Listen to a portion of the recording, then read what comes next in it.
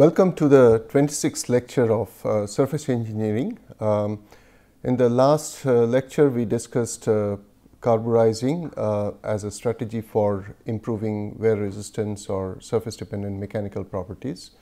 And compared to the mechanically driven processes like shock pinning or shot pinning and so on, here the process was based on a thermochemical approach, whereby we changed the composition of the near surface region and then also carried out thermal treatment so that carbon could diffuse. The whole objective was to enrich the surface with carbon. The beginning material usually is a mild steel less than 0.2-0.3% weight percent carbon. So we enrich the surface with carbon to take it to close to eutectoid temperature, a eutectoid composition, so somewhere around certainly more than 0.4. So typically I would say 0.6 to 0.8% carbon, sometimes even higher. And then we carry out certain heat treatment processes, but that we haven't discussed so far. In pack carburizing or solid state carburizing, as the name suggests, everything is done in the solid state, and only due to the chemical reaction within the furnace or the atmosphere, gaseous precursors form. And these are essentially through dissociation of sodium carbonate leading to formation of carbon dioxide, reacting with carbon or graphite, the available charcoal, activated charcoal, and forms carbon monoxide, which in contact with the hot iron piece or solid steel surface deposits carbon, and this carbon in the form of activated or nascent form gets absorbed and then subsequently absorbed or diffused into the material. So that's the overall process in the solid state. Now we are going to discuss liquid carburizing, sometimes which is also called cyaniding, and subsequently we'll also discuss a similar process of carburizing in the gaseous state. So the basic difference from what we discussed earlier is the fact that we are talking about a process which is a liquid state processing, not the solid sample, but the medium. So we have a liquefied carbon rich environment, and that's typically sodium cyanide. And the sodium cyanide actually, so the configuration would be somewhat like this, that this is the chamber which is to be sealed, and this portion needs to be very properly sealed. In fact, sometimes as a precautionary measure, the top layer also is covered with charcoal, so that whatever dissociates from sodium cyanide doesn't go into the atmosphere. It's a highly toxic gas. So, so this is basically a salt bath in which the sample is immersed or dipped inside, and obviously the liquid covers the surface of the solid or the sample object from all sides, and this is usually suspended from the top, or there could be also a provision of rotating this so that there is some amount of percolation or agitation within the bath. But normally this is good enough to just heat it from the bottom so that the salt is in the molten state. So the salt is in the molten state, and in this molten or liquid state, the sample is dipped. Now, so these are essentially flames or burners through which we heat up. The whole chamber is actually enclosed in an furnace with a certain amount of refractory lining, so that the heat is radiated back onto the vessel containing the salt bath. So the bath is actually maintained always in liquid state. Usually whenever we deal with salt bath processes, these kind of activities never completely ceases. In other words, you rarely, once you have molten the salt, you generally would not like to allow it to come to room temperature, because every time you do that, there's a lot of dissociation that takes place, and in the process the composition can change significantly. So once on, we always maintain in the molten state, but obviously the temperature can be decreased, not necessarily we always maintain this kind of an reaction temperature. We reduce it to maybe just a few hundred degrees, maybe 300, 400 degrees centigrade, where the salt will still be in a molten state. Now, usually in all kinds of salt bath furnaces or salt bath, we actually use multiple salts so that they form a eutectic. But in case of liquid carburizing, particularly the cyaniding process, it's a single salt which is heated to approximately, there are two versions actually, like one is this so-called the low temperature variety, the other one is the high temperature variety. Typically, this low temperature variety would mean you are heating certainly less than 900 degrees centigrade, typically about 800 to 850, 860 degrees centigrade, whereas the high temperature variety would be anywhere between 900 to about 960 degrees centigrade.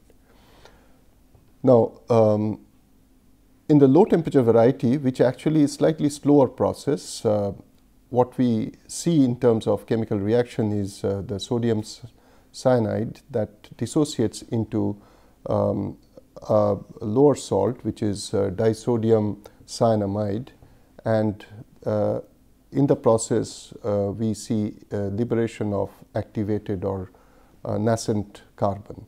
So this nascent carbon, like in the previous case, if this is the workpiece that we are talking about, then this is the workpiece which actually is covered with this nascent carbon, which gets adsorbed to the surface. So this is initially just a chemi-adsorption process, and then subsequently, because of high temperature environment we are maintaining, which is an isothermal temperature, so carbon diffuses inside the material up to a certain depth. And that we have discussed already in the previous lecture, that this diffusion depth, the so-called x of the diffusion, that is a function of time, of course, at a given temperature T.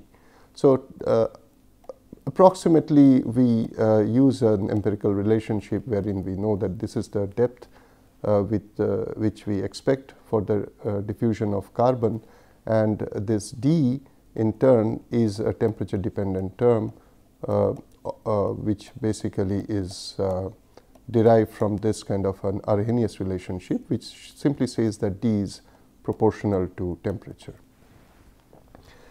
So there are certain definite advantages. The first advantage is that the test piece, the work piece that is being carburized, is covered by the solution from all sides. So the entire surface area, the contour of the workpiece is treated at the same time, and hence the diffusion depth of carbon is very uniform throughout, no matter what the shape and complexity of the geometry is. Number two is, in all solid state processes, for example pack carburizing, there will always be some pressure of oxygen or some presence of oxygen within the atmosphere, within the furnace atmosphere. So even if it is present in very low partial pressure, little amount of oxygen presence, at least initially, can cause formation of some thin oxide layer onto the surface of metal, which is steel basically.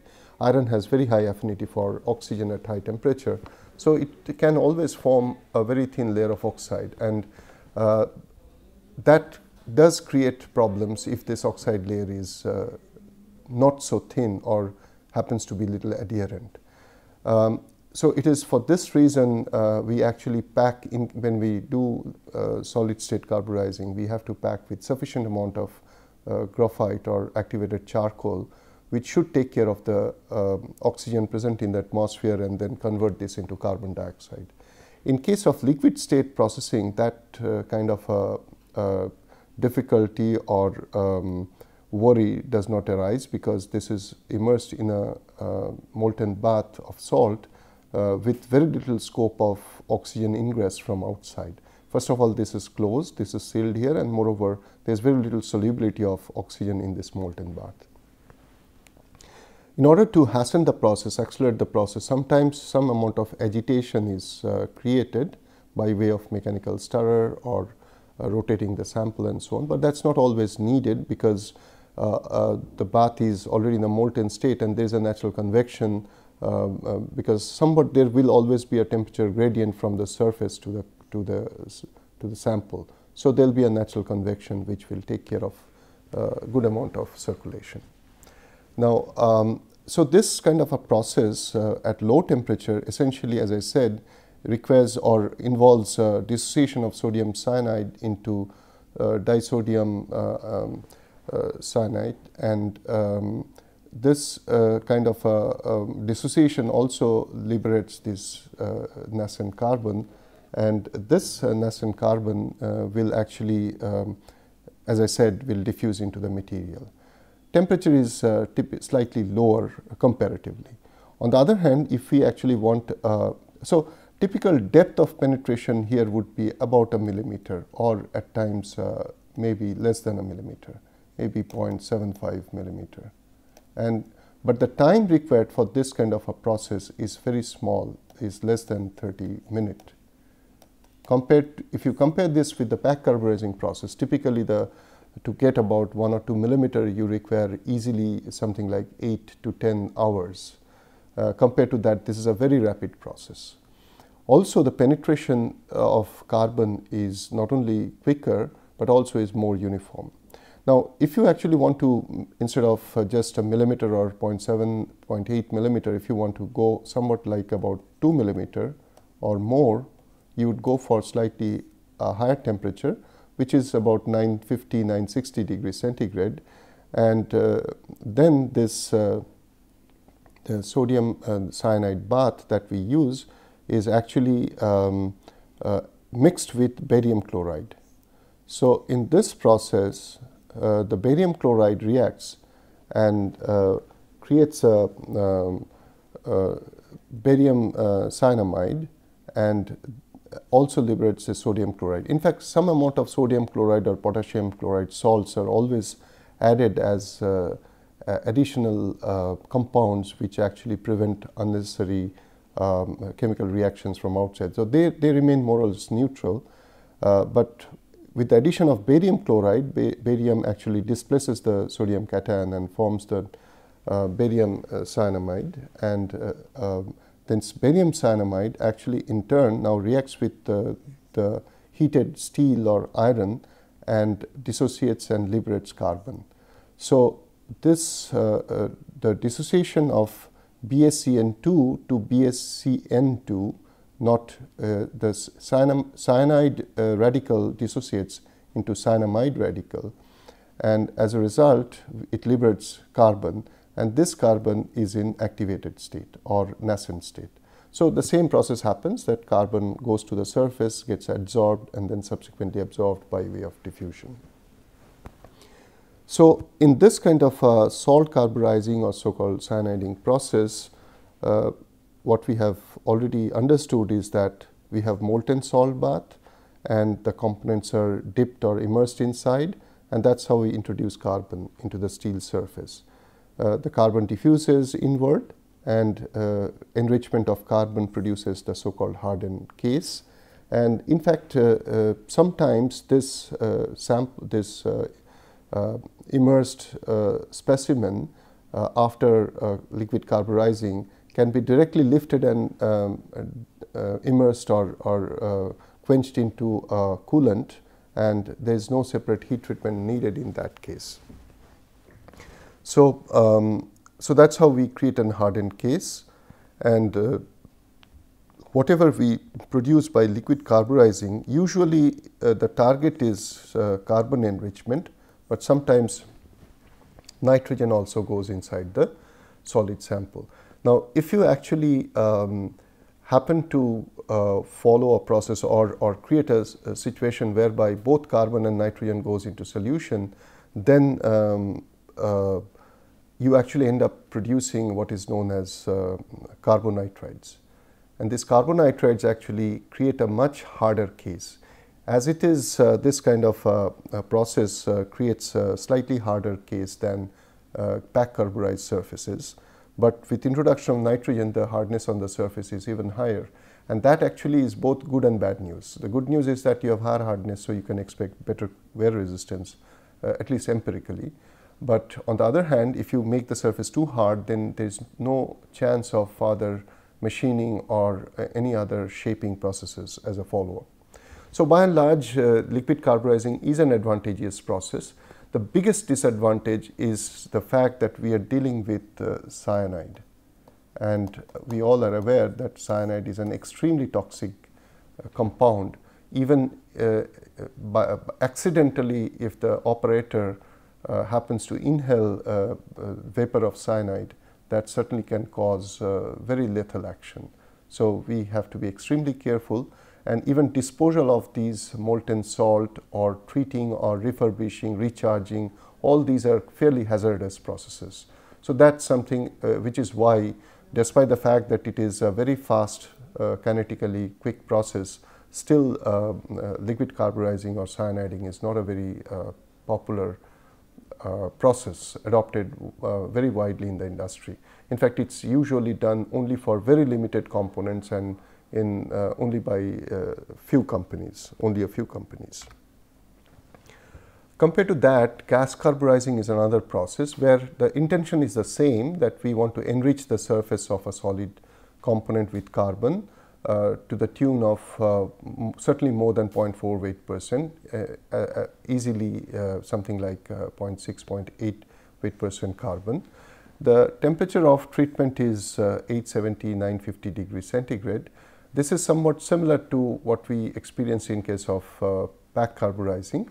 Back carburizing actually can be done even at a slightly higher temperature, but since we are dealing with a fluid here, so the temperature is 950 is good enough a temperature for carrying out this kind of a treatment.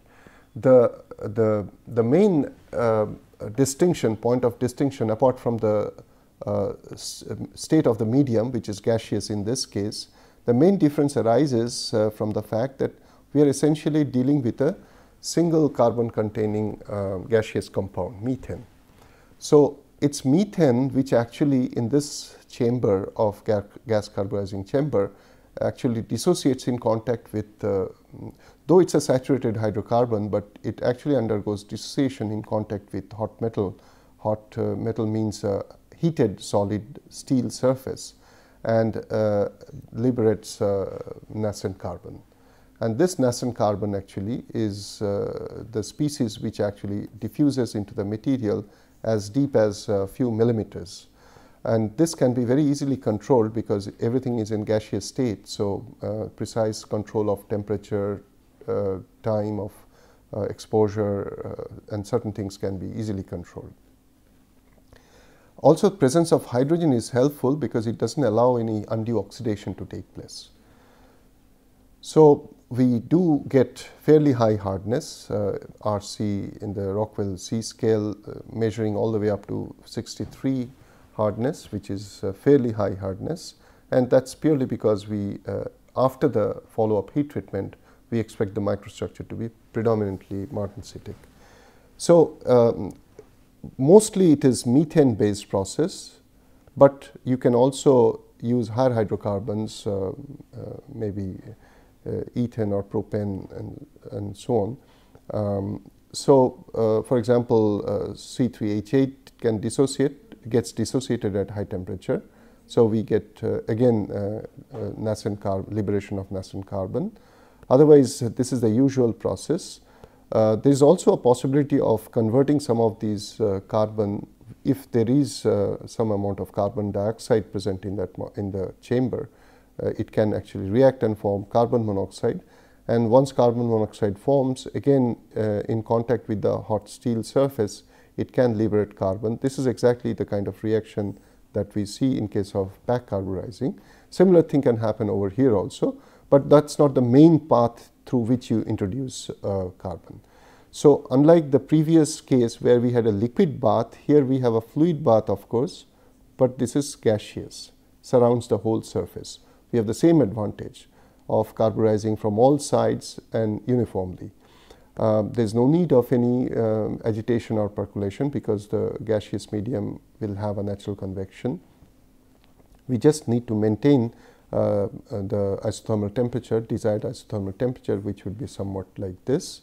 but the gas that we feed in actually in some cases comes either as purely from the gas bottles of methane bottles, or we can also use hydrocarbon source, for example natural gas. So we can actually have a mixture of air and natural gas feed into a gas chamber, and through certain arrangements inside, which includes a gas heater, because of which the gas dissociates and reacts and then goes through a catalyst chamber.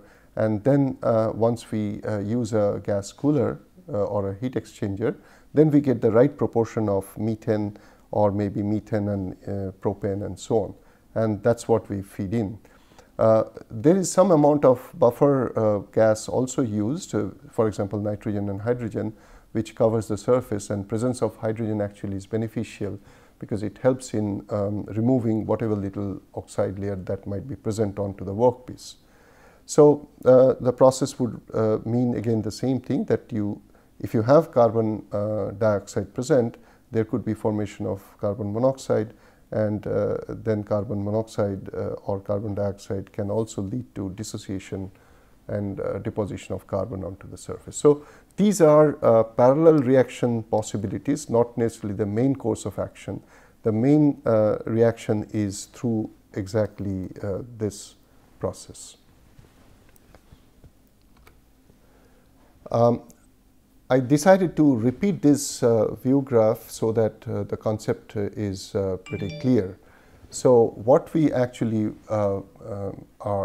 what we expect in a carburizing process like this is the following, that so this is the surface area, and so this surface area is this is the surface through which is exposed to this gaseous environment, and this is the core of the sample. So if we have a sample like this is how we are treating. So this is the core. So if I take a section and just looking at half of it, then this is the core and this is the surface. So this is the maximum carbon enrichment, and this area is unaffected. We just leave it without any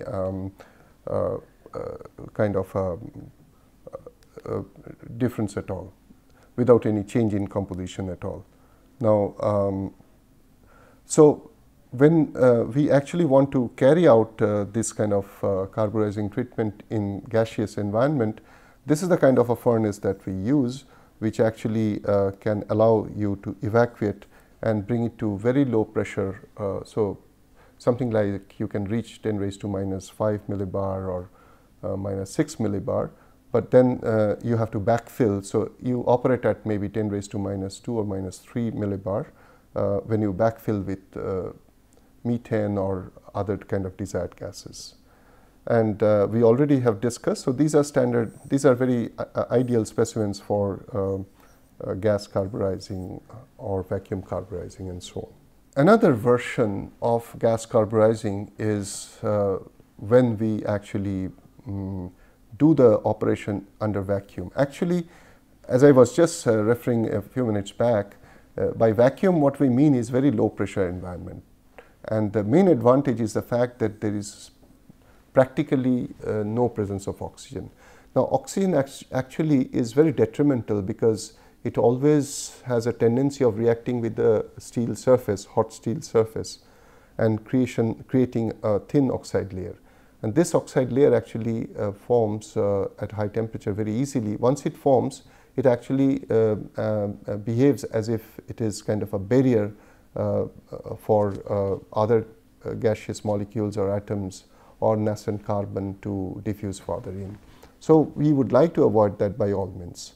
So just like gas carburizing, here also the source of carbon will be a hydrocarbon, typically methane, as we did earlier. The temperature is usually high, and the scope of surface oxidation is low, as I just now said, and we also change the gas pressure periodically, and the temperature and pressure combination should be such that we are able to maintain very uniform and fairly high case depth. So this is the chamber this is where we feed in the carbonaceous gas, which could be methane, and so these are the heating coils. This is the workpiece, these are the workpiece, and so these are the, let's say, tiny little workpiece here, and this whole chamber is evacuated. So these doors are sealed here, and this is how you evacuate. Whatever components you keep in, you expose them to methane, and the reacted gas actually comes out through this opening. So by and large, whether it's pack carburizing or gas carburizing or liquid carburizing, even vacuum carburizing, the strategy is the same, that we introduce nascent carbon onto the surface, which can diffuse in and create a carbon-rich layer. And enrichment of carbon is required because of the reason that we discussed in one of the lectures on fundamentals, that martensite is the hardest solid solution provided we have sufficient amount of carbon. So unless we have anything like 0.4 weight% or more, we don't necessarily can expect that martensite would give the very high hardness that it is known to provide, something like RC 63, 64, 65, or that range. So we begin with low carbon stock, 0.2% carbon, so that the core will maintain a ferrite, pearlite, or simply ferritic microstructure, so that it can absorb load, it can provide high toughness, and the surface actually will develop very high hardness. So from the surface to the core, we see a gradation of microstructure and hence gradation of hardness and other relevant mechanical properties. And this is done by a so-called thermochemical process, by way of introducing carbon onto the surface. And very soon we'll discuss the subsequent heat treatment that is given, and that would amply explain as to the creation of this graded microstructure also creates a challenge in terms of heat treatment of the stock after carburizing, so that we develop very high hardness and wear resistance on the surface, but maintain high toughness at the core. So it's time to summarize. So what we have generally discussed here is the relative advantages of the aqueous bath or liquid bath carburizing. Many advantages, including small time required, very uniformity of the microstructure and diffusion depth developed, and ease of operation and so on. But the biggest disadvantage is that, or the biggest hazard that we have to worry about, is the adequate measures to be undertaken so that the cyanide gas or fume doesn't reach the atmosphere and is properly treated and taken care.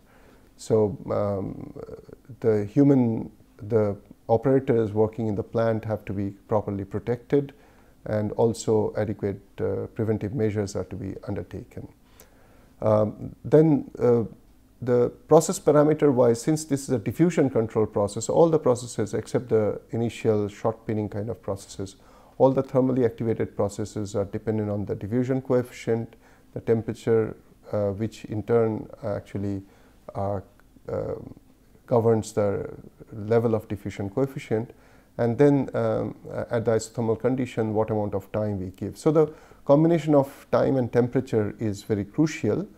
Of course, the activity of carbon either in the solid pack or in liquid bath, salt bath, or in the gaseous state, that's also very, very important. Independently should be controlled. The vacuum carburizing has the biggest advantage that you actually have the least scope of oxidation, and the process actually can give you slightly thicker carburized layer. But one thing I should have mentioned, that in terms of the time for operation, liquid carburizing takes the least time, certainly less than an hour to create something like a millimeter, and to create a similar millimeter case depth in case of pack carburizing, you easily require 6 to 8 or 9 hours, and the same in case of gas carburizing could be even more, 10 to 12 hours. So time of processing is larger in case of gas carburizing, because the potential that you actually have, carbon potential that you have in the atmosphere, is not adequate in case of gas. In fact, gas carburizing needs periodic recharging of the reactant gases. These treatments, all the treatments that we have discussed so far, are all meant only for steel. So essentially, whether it's gas carburizing or liquid carburizing or pack carburizing, everywhere we are dealing with steel.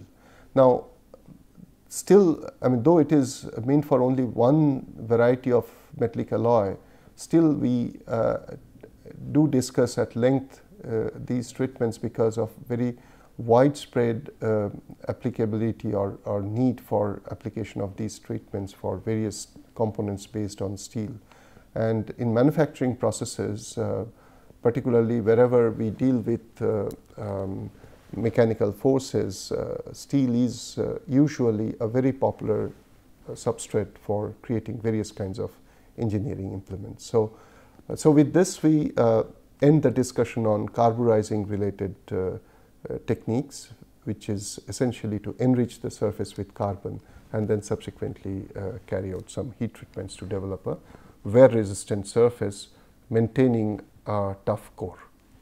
Thank you very much.